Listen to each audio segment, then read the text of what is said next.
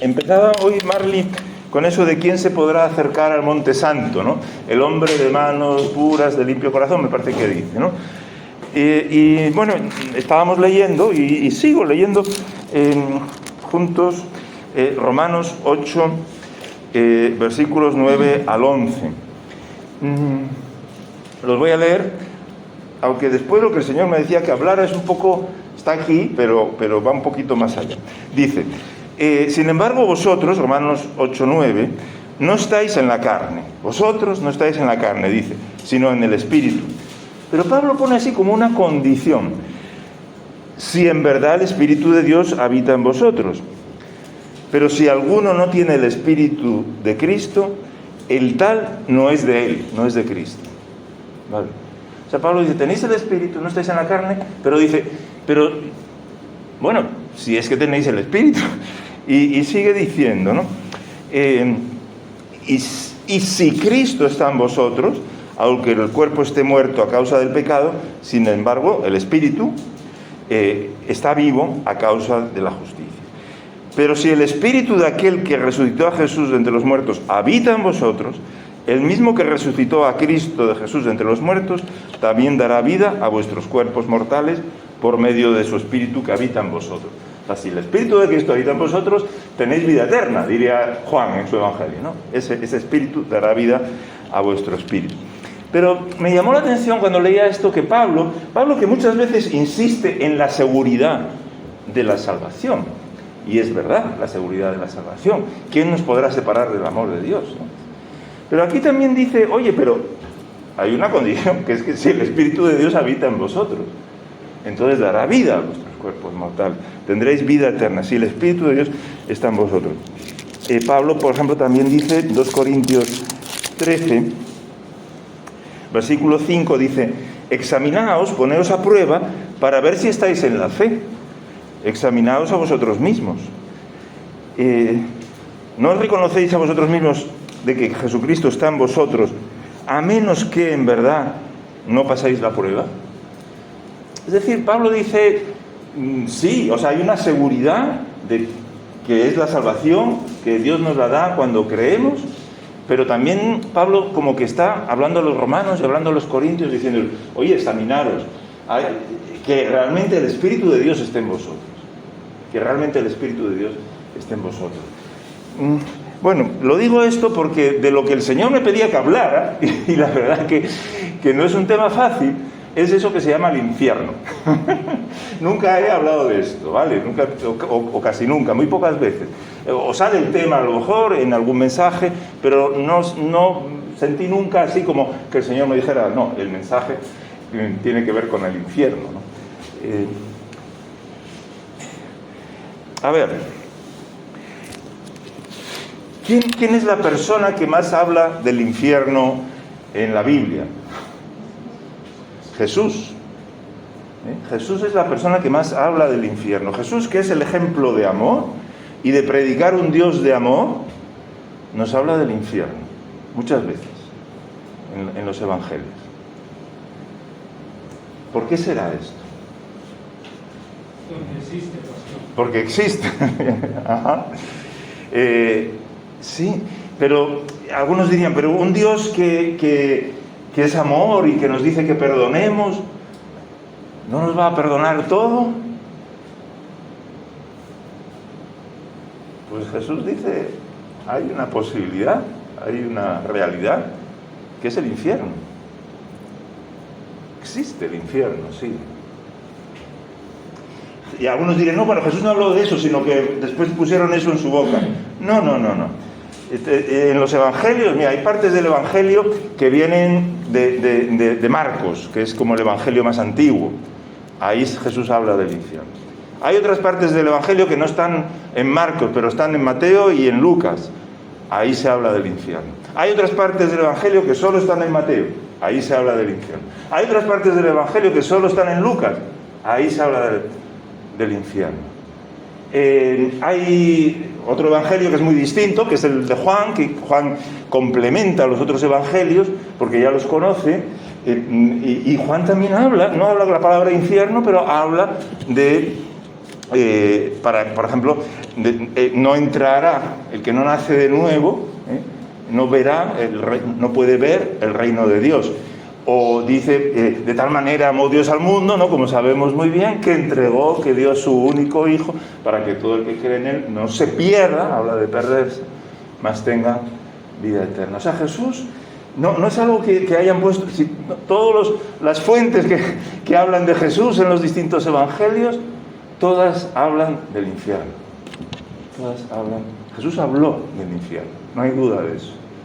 Y si decimos, es que nos ama, es un Dios de amor, bueno, porque nos ama, habló de eso. Que nos ama, habló del infierno. ¿Qué es esto del infierno? Hay en la Biblia varias imágenes que hablan del infierno. Hay una que es el abismo. El abismo. Por ejemplo, cuando Jesús está con el endemoniado Gadareno y saca a unos diablos, dice legión, ¿no? Y ellos le piden que por favor no los envíe de vuelta al abismo. O en el Apocalipsis capítulo 9, ahí está como el pozo, ¿no? El pozo del abismo donde salen todo tipo de maldades y todo eso. El abismo tiene que ver sobre todo con eso, como donde están presos, ¿no? Los poderes del mal, ¿no? Es una imagen o una palabra que aparece. Otra imagen que aparece mucho en la Biblia es otra palabra, otro concepto, es el Hades. Lo habréis leído al leer el Evangelio. El Hades. ¿Qué es esto del Hades? ¿No? El Hades. En el Antiguo Testamento decían el Sheol. En el Nuevo dicen el Hades.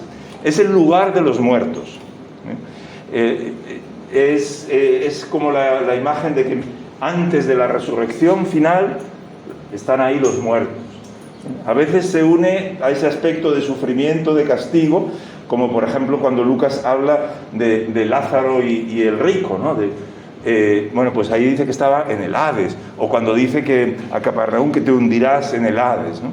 Pero el Hades tiene ese aspecto como casi como de sala de espera, porque en el Apocalipsis, por ejemplo, nos dice que los muertos que estaban en el Hades, ¿no? Son juzgados y el Hades es destruido. Entonces, pero es otra imagen, el Hades. Y otra palabra, que es la que las Biblias traducen como infierno, es la palabra Gehenna. Esa aparece muchas veces en los evangelios, como hemos dicho, y es la que se traduce como infierno. Y la Gehenna era originalmente un valle, el Hinnom, el valle de Hinnom, que era un valle cerca de Jerusalén, donde se habían hecho todo tipo de ritos paganos, como se puede ver en el Antiguo Testamento, sobre todo en el libro segundo de los Reyes.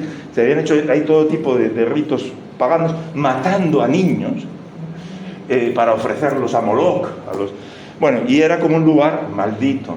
Y esa expresión, pues que después se convirtió, como era un lugar maldito, se convirtió en el basurero de Jerusalén, la Gehenna, pues servía para expresar eso, lo que Jesús llama la Gehenna de fuego, ¿no? O de fuego eterno. Bueno, lo que llamamos infierno, De ahí viene, la palabra es Gehenna, infierno, se puede traducir. Y hay otras palabras parecidas para hablar del infierno, que es, por ejemplo, el lago de fuego.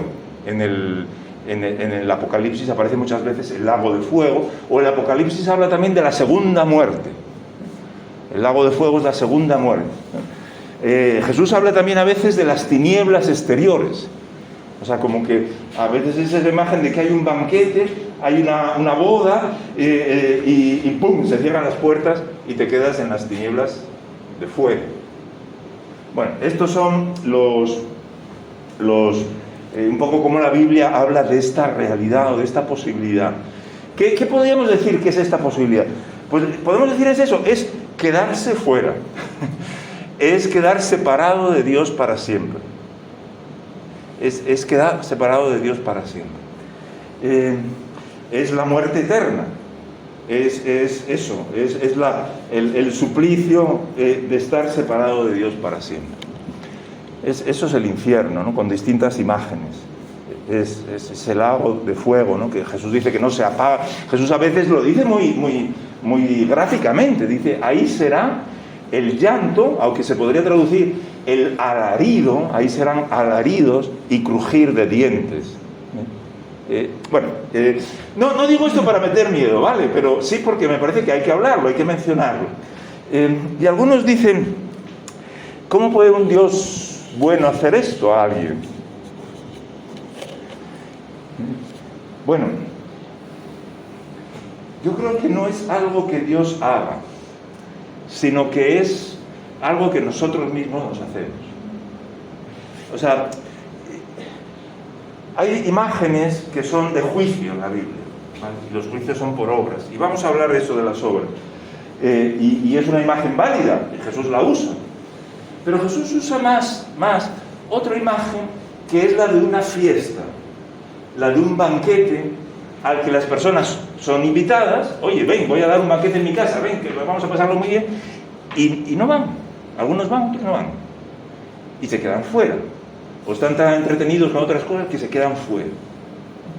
Esta imagen yo creo que nos ayuda más a entender que no es que Dios quiera dejar a las personas fuera, sino que las personas quieren quedarse fuera. O tienen otras prioridades y no les interesan las cosas de Dios. También lo podemos ver así. A ver, Jesús dice en Juan 14, en mi casa hay muchas moradas, iré y os prepararé una morada. Pero ¿qué si alguien no quiere ir? ¿Le va a obligar? O sea, a veces dicen, no, un Dios que castiga, que feo. Oye, un momento. O sea, si tú invitas a alguien a tu casa y no va, pues lo sientes, lo lamentas, lo puedes lamentar mucho. Pero lo que no puedes hacer es ir a secuestrarlo y llevarlo por la fuerza. Lo que no puedes hacer tampoco es digamos, tenerlo en tu casa y decirle, aquí no sales. Es eso que algunos se imaginan, ¿no? Que no hay infierno. Es la imagen de un Dios abusador, secuestrador, que les da a la gente lo que no quieren.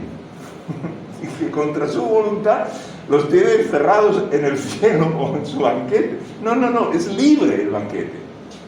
Es libre el banquete. No es un Dios abusador, no es un Dios... es un Dios de amor, claro, pero el amor no se puede imponer. Todas esas historias, ¿no? Sobre todo de hombres que abusan sus parejas, que quieren imponer el amor. ¿No? Pues es que el amor no se puede... Eso no es amor. Eso es un monstruo. O sea, y Dios no es así. Dios no nos impone su amor. Es una opción. Si no hubiera infierno, no tendríamos la opción de decirle que no a Dios. No seríamos libres de verdad. Y por eso esta imagen de Jesús, que la repite muchas veces, de que hay un banquete, está también en el Antiguo Testamento. Dice, por ejemplo, Isaías 65, es que extendía mis brazos continuamente a un pueblo. Extender los brazos en la Biblia normalmente es lo que hacen los Esdras, los hombres para orar.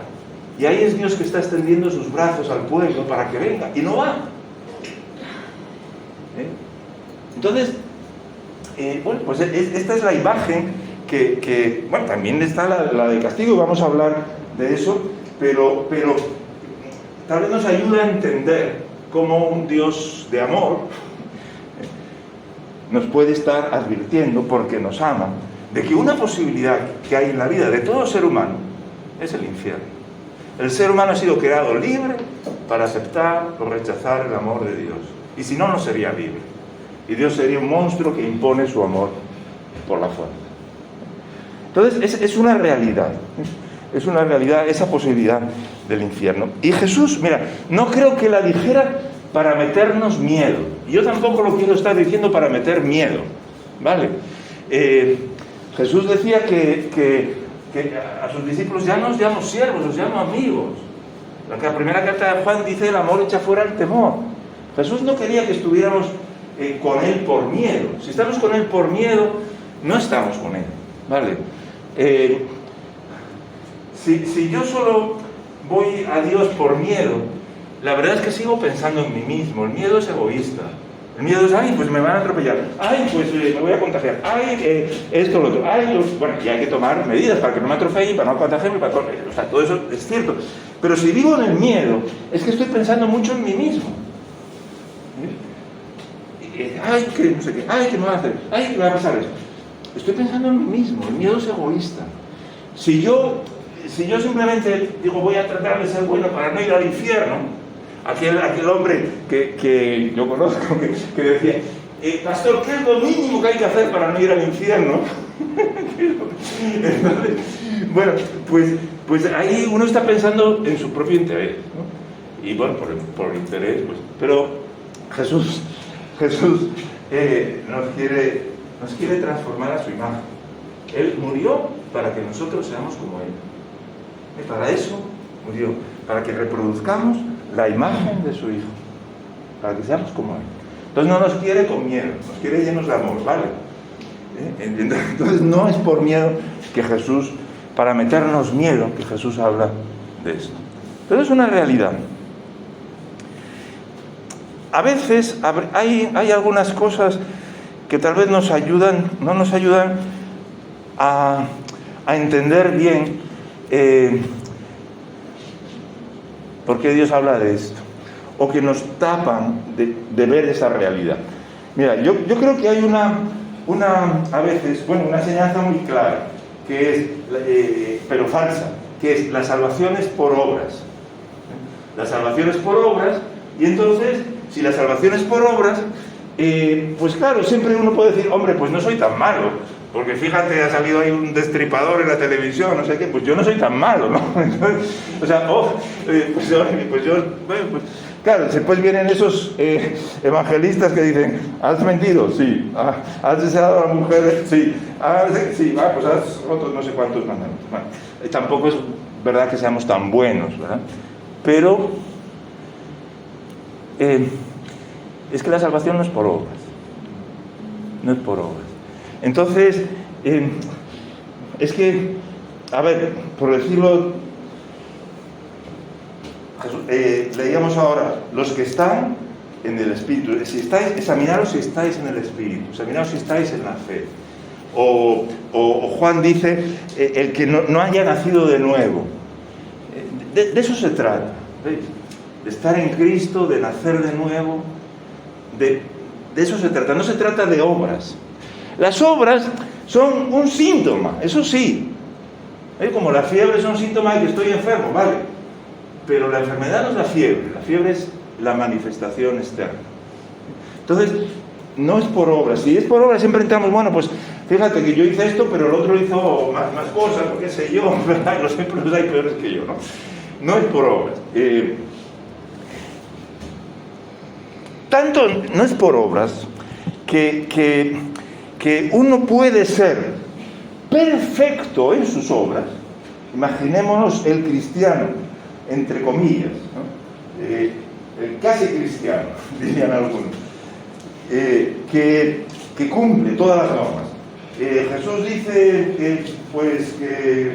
que le sigamos, pues se trata de seguir. Pues dice la Biblia que no dejemos de congregarnos, pues no dejo de congregarnos. Que qué sé yo, pues lo que sea, ¿no? Todas las obras las cumple perfectamente, ¿no? Las cumple perfectamente. ¿Quiere decir que esa persona ha nacido de nuevo? Pregunto, ¿quiere decir que ha nacido de nuevo? Cumple todas las normas. Se abre la iglesia y ahí está el primero. Hay que dar dinero y ahí lo da. Hay que ayunar, ayuna. ¿Ya está? No. La verdad que no está. No es eso, no es por obras. Mira, dos hombres subieron al templo a orar. Uno era fariseo era el que cumplía todas las normas, y el fariseo puesto en pie oraba para sí, fíjate cómo lo dice, oraba para sí, oraba para sí mismo, de esta manera: Dios, te doy gracias porque no soy como los demás hombres, estafadores, injustos, adúlteros, ni un como ese recaudador, ese publicano que está ahí. Y empieza a decir, yo ayuno 2 veces por semana, doy el diezmo de todo lo que gano, etcétera, ¿no? O sea, empieza a decir todas las cosas que hace. Y Jesús dice, ¿cuál pensáis que fue justificado? ¿Este o el publicano que decía, Señor, ten piedad de mí, que soy pecador? Entonces, no es por obras. Las obras son un síntoma de algo interior. Y lo que a Dios le interesa es eso interior. Entonces, no es por obras. Y entonces no sirve empezar a compararme. Porque este publicano se comparaba. Perdón, este fariseo se comparaba y decía, yo no soy como los demás, sino que cumplo todas las normas. Los 600 mandamientos de la ley, los cumplía todos. Pero no basta. No es eso. Uno puede estar así por miedo, por egoísmo, por religiosidad. No es eso. No es eso. Otro posible engaño que hay es el engaño de la oracioncita. De la oracioncita. Yo he hecho una oracioncita y quiere decir eso que ya voy al cielo. Como he hecho una oracioncita, ya voy al cielo. Y la verdad, eso de la oracioncita no está en la Biblia. ¿Dónde dice en la Biblia que haciendo una oracioncita uno va al cielo? Uno se salva. No lo dice en ninguna parte. Dice que a los que le recibieron les dio el poder de llegar a ser hijos de Dios. ¿Vale? Pero eso, recibirle no dice que recibirle sea hacer una oracioncita. Tal vez es algo más que una oración. A ver, no estoy en contra de esa oración, la oración del pecador. La oración del pecador, como no está en la Biblia, es una cosa que se inventó en la historia del cristianismo, tiene como un siglo de historia. Hace 2 siglos no había esa oración del pecador. Está bien, puede ser un primer paso, puede ser un pasito primero que una persona da. Es como una semilla que se pone ahí, pero que tiene que dar fruto. Entonces, como la salvación no es por obras, tampoco es por hacer una oración. Es como el que dice, pues ahora voy a ir a la iglesia católica, no sé qué, pues que me echen agua por encima, lo que sea, pues ya estoy salvo. No es por obras, no es por un rito. La oración del pecador está bien cuando es auténtica, cuando uno reconoce, soy pecador y recibo tu perdón, Jesús. Y te recibo como Señor. Todo eso está muy bien, no estoy en contra, pero sí estoy en contra del engaño que porque he hecho una oración ya estoy salvado. No es por obras, no es por un rito, no es por unas palabras. Eso, pero está muy bien hacer esa oración, ¿vale? ¿Me entendéis? Está muy bien hacer esa oración, pero es el principio de un camino. Y se va a ver si eso realmente fue recibir a Jesús o no. Entonces, ¿de qué se trata? Se trata, bueno, a ver, si Jesús me invita a un banquete de boda y voy, ¿por qué voy? ¿Por qué voy? Cuando me invita y voy. Porque me gusta estar con él. Porque me alegro, ¿no? Como dice Jesús, los amigos se alegran con el novio. Porque me alegro de su alegría. Porque le quiero.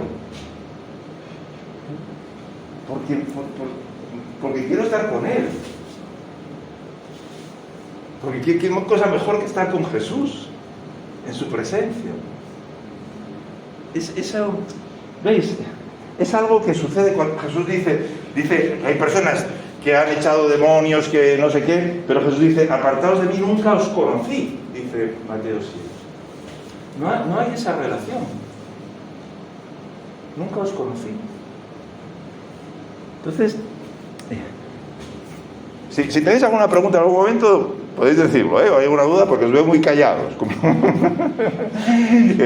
¿Amén? Sí. ¿Se pone ahora, Sí, bueno. Hay personas que se dice mucho que viven el infierno aquí en la tierra. Sí. Bueno, no es exactamente lo que la Biblia llama infierno, pero si llamamos infierno a la separación de Dios es que sí, la vida eterna comienza aquí, pero si no, o sea, lo mismo que comienza la vida eterna, aquí también uno puede vivir en la separación de Dios, en la distancia, en la lejanía de Dios, ¿no? Por muchos motivos, ¿no? Sí. Pero bueno, no es lo que la Biblia llama infierno, ¿vale? La Biblia habla de algo definitivo. Dice que nos pongamos a prueba, ¿no? Que nos examinemos. El mejor lugar para examinarse es la primera carta de Juan.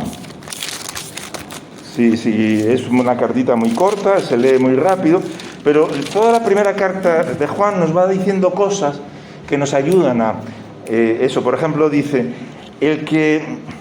si decimos que tenemos comunión con Él, primera de Juan, capítulo 1, versículo 6, pero andamos en tinieblas, mentimos y no practicamos la verdad. O sea, estoy en tinieblas, estoy escondiendo cosas. Y eso no quiero decir que ahora te pongas aquí y digas cosas que son de tu vida privada, pero con Dios. Y a veces también necesitamos una persona que nos ayude. ¿Estoy escondiendo cosas o estoy siendo transparente? ¿Estoy en tinieblas o cómo? Segundo, en esto sabemos que hemos llegado a conocerle. Capítulo 2, versículo 3. ¿Ves?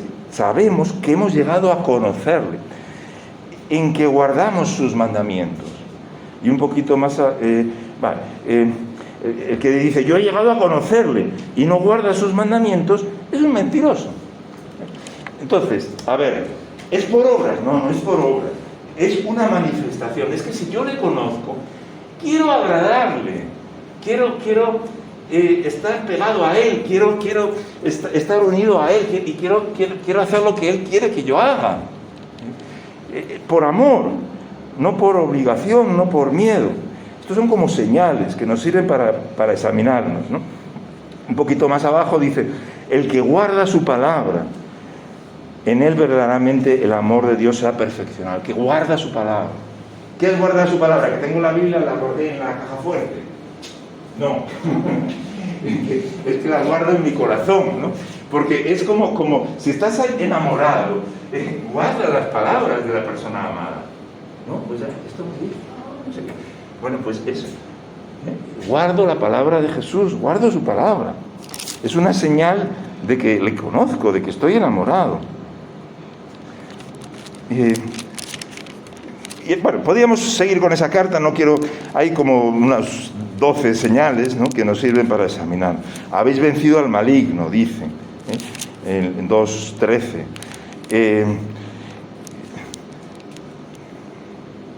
No ama al mundo. Es decir, cambia el amor. Y no amar el mundo no quiere decir el mundo. No ama el orden de este mundo, el cosmos. Eso, no amar el mundo, qué bonito es los montes, y Jesús hablaba de los montes, y Jesús hablaba de la belleza, de las flores, y la Biblia habla de todo eso es creación de Dios. No amar el mundo es no amar el orden de este mundo, las cosas de este mundo, lo que este mundo valora, ¿no? Enseguida pone ahí ejemplos: la pasión de la carne, la arrogancia de la vida, la pasión de los ojos. Eso se refiere cuando habla del mundo, ¿no? Ya no amo a eso. Es decir, antes pues yo lo que quería era ver asesinatos, o quería ver pornografía, o quería ver películas, o quería ver, qué sé yo, historias de estas de culebrones y todo eso. Ya no amo eso. Ya no amo, eso no me sienta bien. Me resuena mal. O sea, puedo ver una película pero ya no es... Ya no amo esas cosas. Vale. Cambia mi corazón, ¿no? Ha cambiado el corazón. Más ejemplos. Bueno, un ejemplo importantísimo, dice, el que permanece en él no peca. No peca. Y uno diría, hombre, ¿cómo que no peca si siempre el justo peca 7 veces? Claro, pero ahí es una palabra que indica un pecado habitual y continuo. no está conforme con el pecado. Puede tropezar, pero poderoso abogado tenemos, nos dice al principio. Tropieza, pero va a Jesús y tropieza y no está conforme y quiere salir. Y si tiene una adicción, lucha contra ella y toma las medidas necesarias para sacar a la luz, para combatir todos esos engaños del enemigo. Porque no está conforme, no quiere pecar. No, el pecado no es su modo habitual de vivir. No peca. Y otro criterio muy importante también que pone es: en esto conocemos que hemos pasado de muerte a vida. Estamos 3:14. Podéis leer la carta esa porque no quiero extenderme, sino solo animaros a leerla. En esto conocemos que hemos pasado de muerte a vida, porque amamos a los hermanos. Y esto lo repite varias veces en la carta.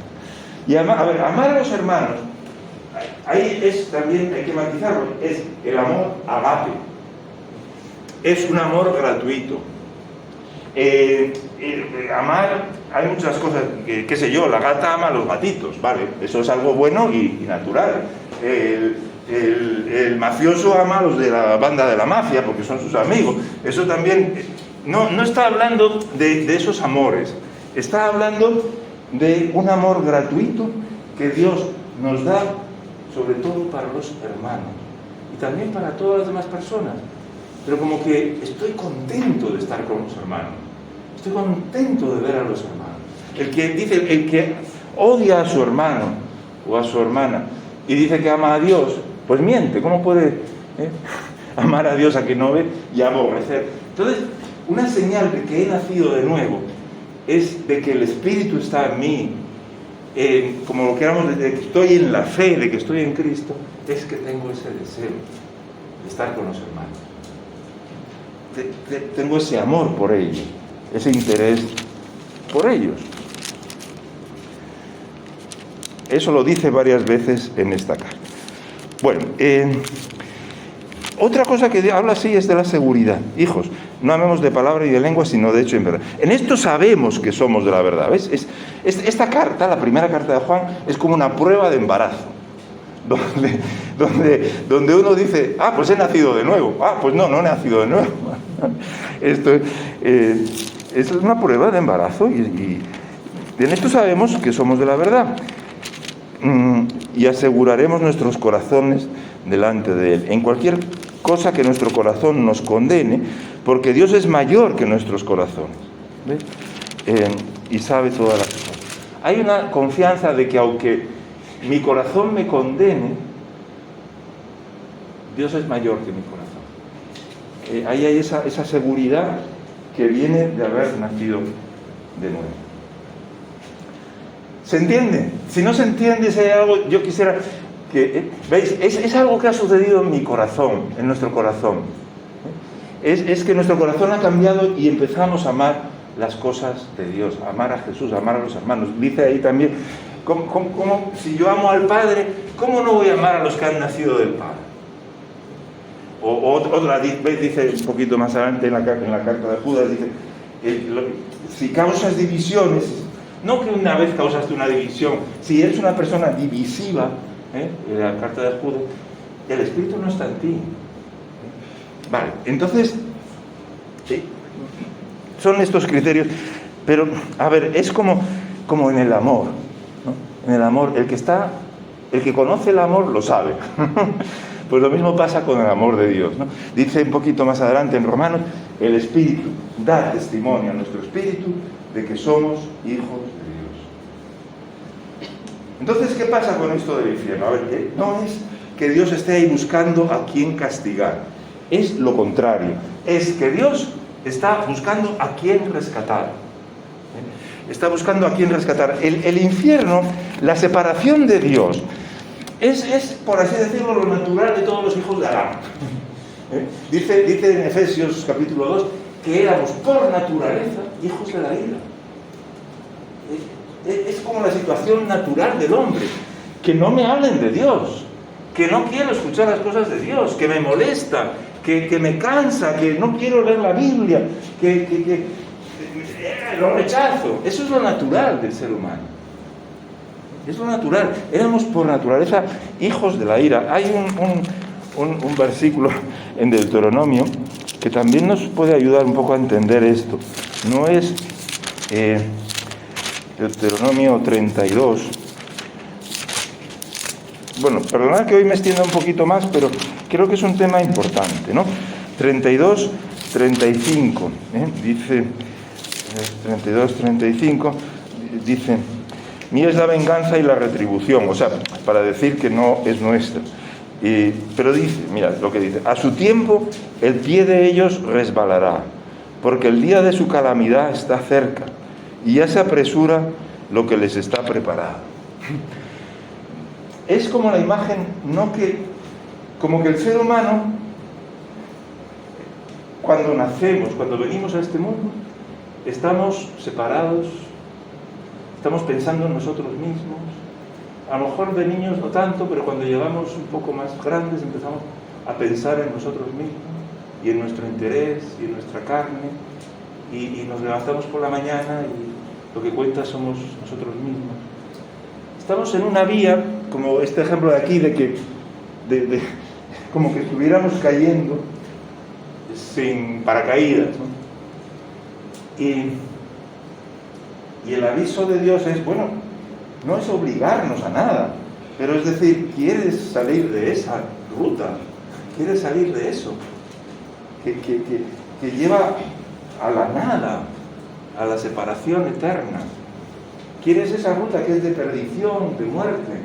Jesús está ahí para ayudarnos, para sacarnos de eso. No es que Dios nos esté echando a patadas al infierno o algo así, es al revés. Es, por naturaleza, somos hijos de la ira. Por naturaleza estamos separados de Dios. Y Dios nos está dando una mano, nos ha dado la mano.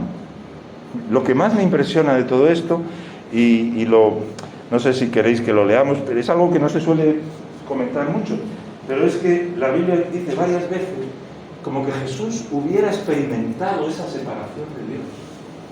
En la cruz, ¿os acordáis? Tengo aquí unos cuantos versículos. En la cruz, ¿os acordáis? Dice, Dios mío, ¿por qué me has desamparado? Literalmente es que es me has abandonado. ¿Por qué me has abandonado? ¿No? Dice en 1 Pedro 3:19 y 4:6 que Jesús visitó a los espíritus encarcelados. Bueno, lo voy a leer porque suena un poco raro, ¿no? Nunca lo habías leído eso, ¿no? O sí, dice de Pedro 3:19, porque también Cristo murió por los pecados, una vez el justo por los injustos, para llevarnos a Dios, muerto en la carne pero vivificado en el espíritu, en el cual también fue y predicó a los espíritus encarcelados, también 4:6. O por ejemplo, Efesios 4:9-10.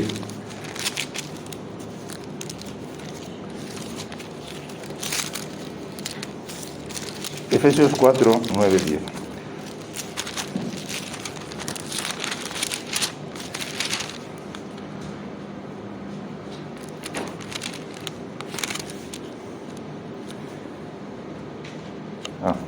Estaba Efesios 4, 9, 10 dice, esta expresión ascendió, ¿qué significa? Sino que él también había descendido a las profundidades de la tierra. El que descendió es también el mismo que ascendió mucho más arriba. Bueno, nos habla de esto. También en Hechos, por ejemplo, 2:27. Vamos a leer en Hechos un momentito. Hechos 2:27. 2:27. Hablando de Cristo dice, pues tú no abandonarás mi alma en el Hades, ni permitirás que tu santo vea la corrupción. ¿Os acordáis? El lugar de los muertos. O Hechos 2:31. Miró hacia el futuro y habló de la resurrección de Cristo, que no fue abandonado en el Hades, ni su carne sufrió la corrupción. ¿Para qué hace esto Jesús? Para rescatarnos del Hades, de los infiernos que ya hay aquí y del infierno definitivo. Él pasó eso, para que nosotros no tengamos que pasar eso. Es como decir, si voy cayendo, porque mi naturaleza lo que quiere es estar separada de Dios. Es que mira, es como, no es hablar como de tanto de justicia en el sentido, tal vez sirve esa imagen, pero es que démonos cuenta, es como vamos cayendo. ¿Por qué? Porque no queremos estar con Dios. O sea, porque lo natural muchas veces es que no quiero las cosas de Dios. Esa es la naturaleza nuestra. Había un hombre que decía, ¿para qué tenemos que nacer de nuevo? Para acostumbrarnos al cielo. Es como decir, oye, tú quieres venir a un sitio donde se lee la palabra de Dios y se cantan alabanzas a Dios y se disfruta de la presencia de Dios y se proclama la gloria de Dios y quieres sentir a Jesús. No. Vale. ¿Quieres ir al cielo? Sí. No, es que es lo mismo. O sea, tenemos que acostumbrarnos al cielo para que nos guste, para que cuando nos muramos nos agarremos a los pies de Cristo, porque queremos ir con Él. No es tanto ponerse en castigo, no, es decir, ¿qué es lo que verdaderamente quiero? Si eso que la Biblia llama infierno es la separación eterna de Dios, es que la verdad, pues hay muchas personas que lo que quieren es la separación eterna de Dios. No, es lo que quieren. O parece que es lo que quieren, al menos. ¿Se entiende esto? Es como una preparación. Es que estoy en este mundo para que me guste, para disfrutar, para desear a Dios. Para que el Señor haga esa obra en mí. Mira, después de decir estas cosas, Pedro le preguntan, pues que las personas dicen, porque les ha hablado del Hades, les ha hablado de lo que Cristo ha hecho, y entonces dicen, al oír esto compungidos de corazón, estamos en Hechos 2:37, al oír esto compungidos de corazón, dijeron a Pedro y a los demás apóstoles. Mira, ¿por qué se compungieron de corazón? Porque alguien les habló de Cristo, de lo que Cristo había hecho, del amor de Cristo. Se compungieron de corazón porque se dieron cuenta que se habían equivocado rechazando a Cristo. Se compungieron de corazón. Dice, el Espíritu Santo dice que convencerá. Nosotros no convencemos de nada a nadie, no podemos. Pero el Espíritu Santo dice, Jesús, Juan 16, que nos convence de pecado. ¿Y cuál es el pecado? Que el otro día robé aquí unas monedas. No, el pecado, eso es pecado, pero el pecado de que habla es que no creyeron. Es como que el Espíritu Santo nos abre los ojos y es como, ¿cómo he podido estar tan ciego de no amar a Jesús? De no creerle a Él. Esto es lo que hace. Entonces, dice que se compungieron de corazón y dijeron a Pedro y a los demás apóstoles, hermanos, ¿qué haremos? Y Pedro les dijo, haced una oracioncita y seréis salvos. ¿Les dijo eso? No les dijo eso. Les dijo, arrepentíos y sed bautizados en el nombre de Jesús para el perdón de vuestros pecados y recibiréis el Espíritu Santo. Esto es, ¿no? Es esa obra que, sí, uno puede hacer una oración, pero es algo más. Y mira, el arrepentimiento,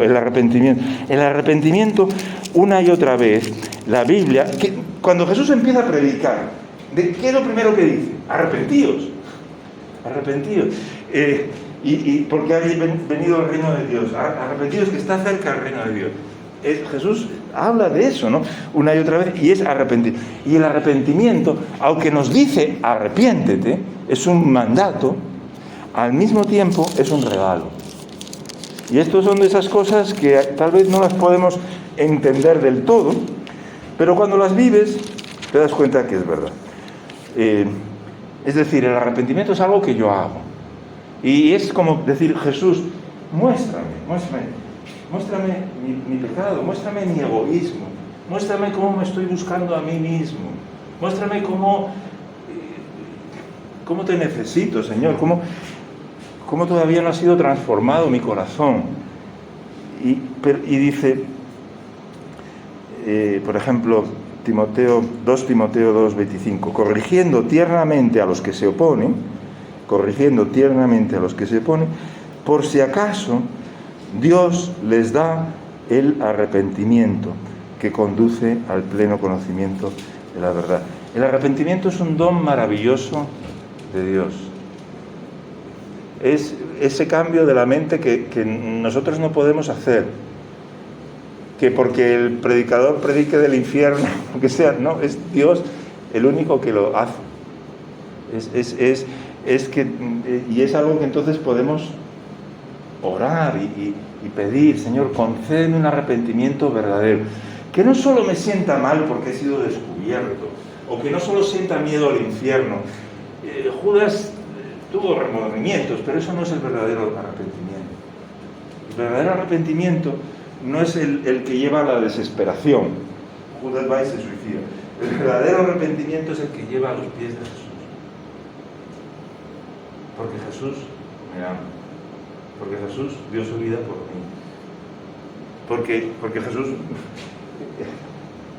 tiene, dice Apocalipsis 1:18, dice Jesús que Él tiene las llaves del Hades. Me gusta esa imagen, ¿no? Como que ya he estado ahí, tengo las llaves,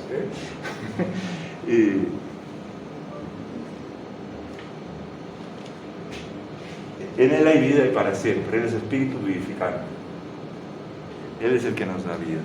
Y bueno, no sé si todo esto sirve, pero tal vez resumiendo, Jesús nos advierte de esa posibilidad, que es una posibilidad de nuestra libertad, que es tan grande nuestra libertad y tan grande el respeto de Dios, que nos advierte que podemos rechazarlo.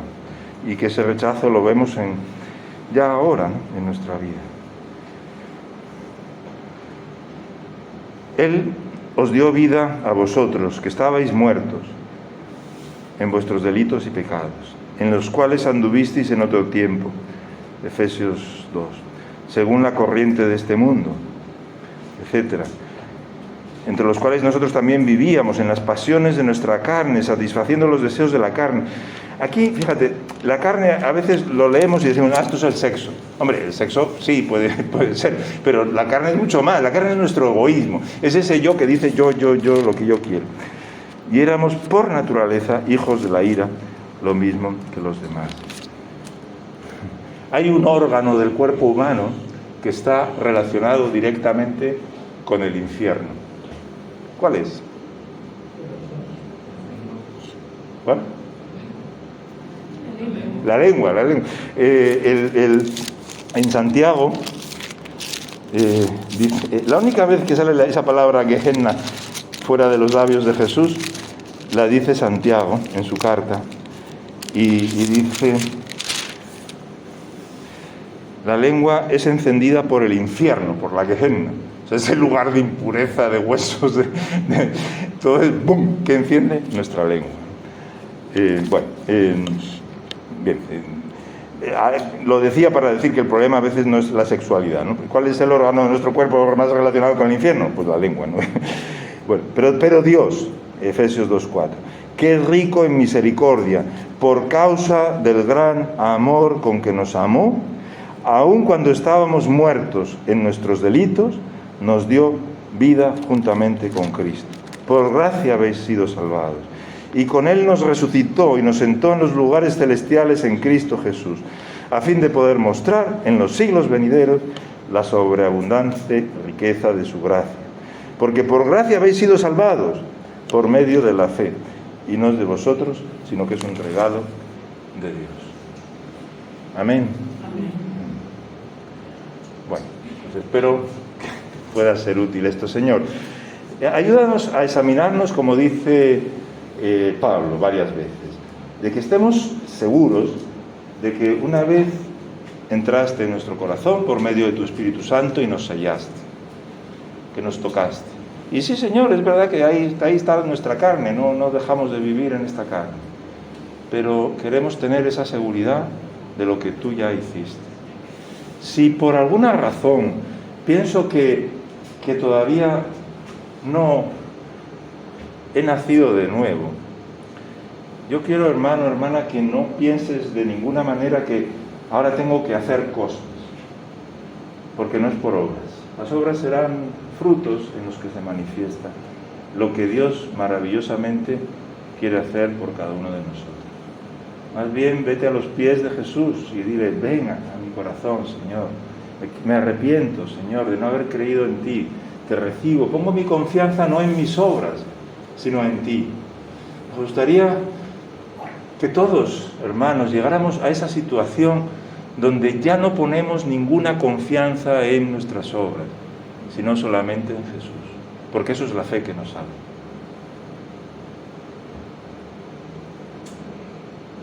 Ya no es por mí, Jesús. Yo, si me miro a mí, reconozco que yo sería un hijo de la ira, por naturaleza, separado para siempre de Dios y haciendo mis planes, mis maquinaciones, y para bien o para mal, para cosas maravillosas o para robar un banco, da igual, estaría haciendo lo mío. Pero tú tuviste misericordia de mí, Jesús, y yo quiero poner mi confianza no en mis obras, sino solamente en ti para salvación. Y eso significa que me agarro a tus pies, me agarro a tu amor, recibo tu salvación, recibo tu cariño, Señor, y mis obras no son nada, es como poner una telaraña en lugar del paracaídas. No. Lo que necesito es agarrarme a tus pies, Jesús, pegarme a ti, besarte como te besó la mujer pecadora, besar tus pies, besar tus heridas y recibir la salvación gratuita de ti.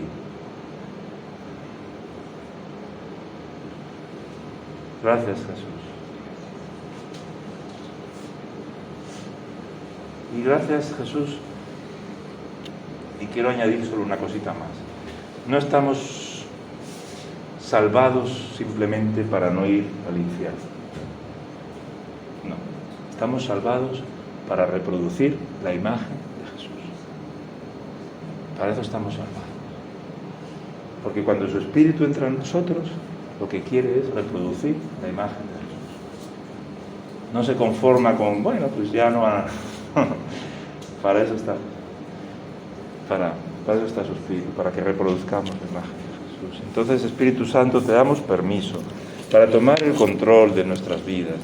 Así como entraste un día cuando creímos, cuando pusimos toda nuestra confianza no en nuestras obras, sino en ti. Así también, Señor, te pedimos que nos transformes, que morimos a nosotros mismos, que ya no vivimos para nosotros, ni por nuestro miedo o nuestro interés o nuestra preocupación. Te queremos entregar nuestra vida a ti, que sea tuya, que tú tomes de verdad el control. Si estoy arrepentido, pues me toca bautizarme. Si estoy bautizado, me toca ser lleno del Espíritu Santo. Quiero... Y más, y una vez y otra vez. Amén.